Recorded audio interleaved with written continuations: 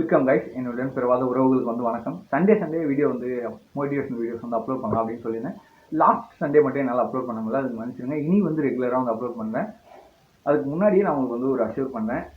இந்த வீடியோ முடிக்கும்போது உங்களுடைய வாழ்க்கையில் நீங்கள் ஒரு கரெக்டான முடிவு போய் அடையிறதுக்கான வழியாக இந்த ஸ்டோரி இருக்கும் அப்படின்னு நான் சொல்லிட்டு ஸ்டார்ட் பண்ணுறேன்.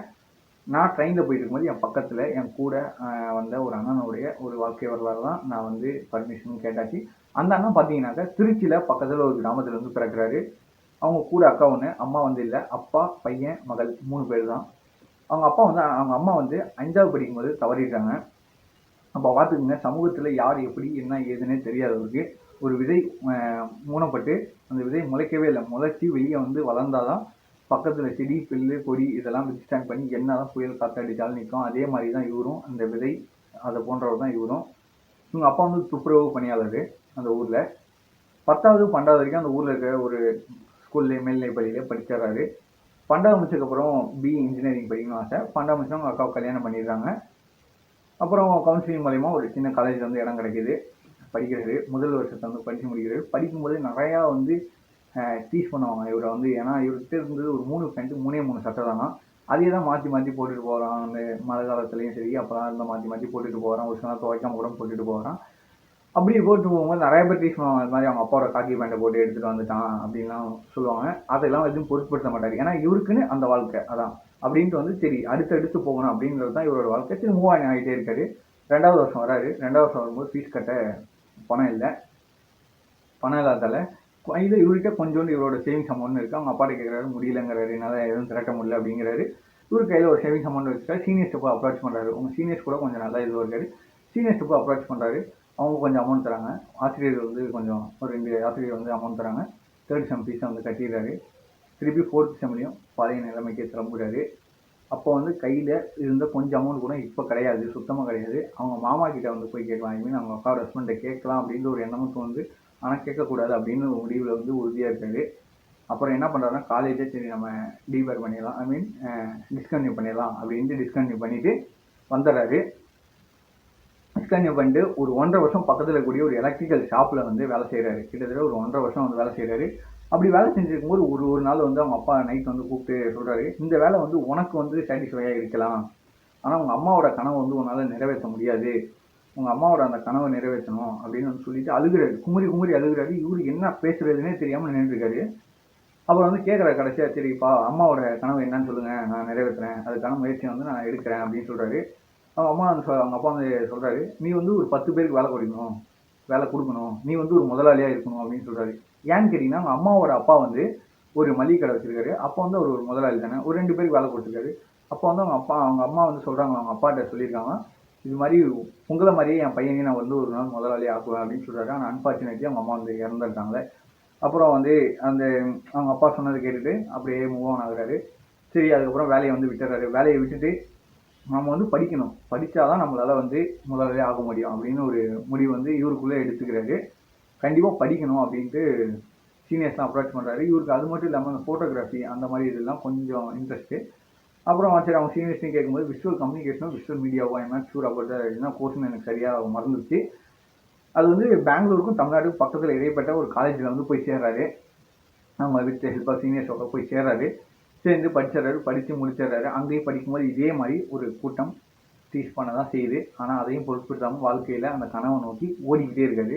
ஒரு 2 வருஷம் அசிஸ்டண்ட்டாக ஒரு சின்ன ப்ரோக்ராம்லாம் நடத்துவாங்களே, அந்த இடத்துல போய் வேலை செஞ்சுட்டு இருக்காரு போல்.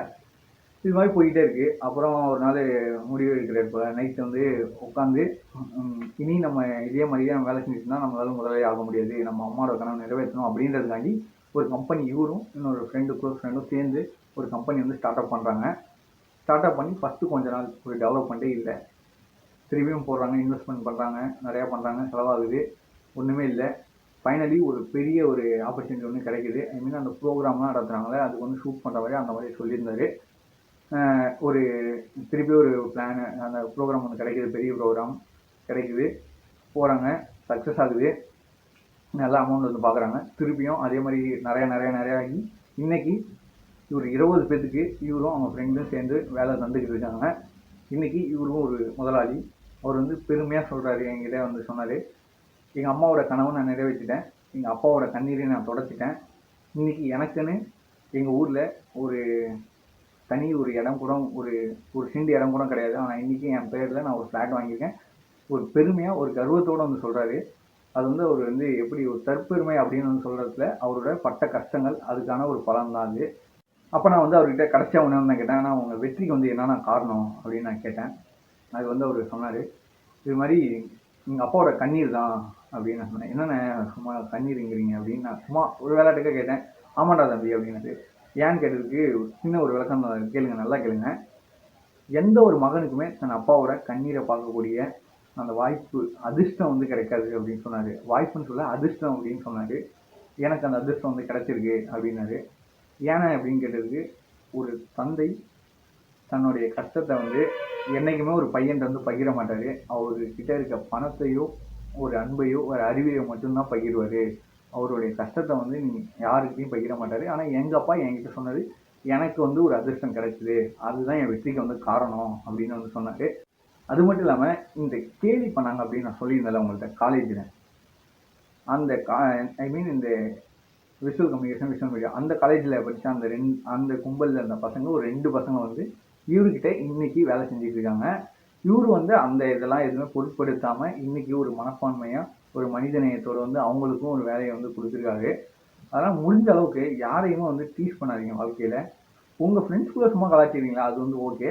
மற்றபடி ஒரு ஒருத்தருடைய மனம் நோக்கும்படி யார் ஒருத்தரையும் நீங்கள் வந்து டீஸ் பண்ணாதீங்க. இது வந்து என்னுடைய ஒரு ஹம்பிள் ரெக்வஸ்ட் எல்லாருக்குமே. இது மூலிமா என்னுடைய கருத்து வந்து நான் உங்களுக்கு வந்து சொல்லணும்னு ஒன்று இருக்கேன்.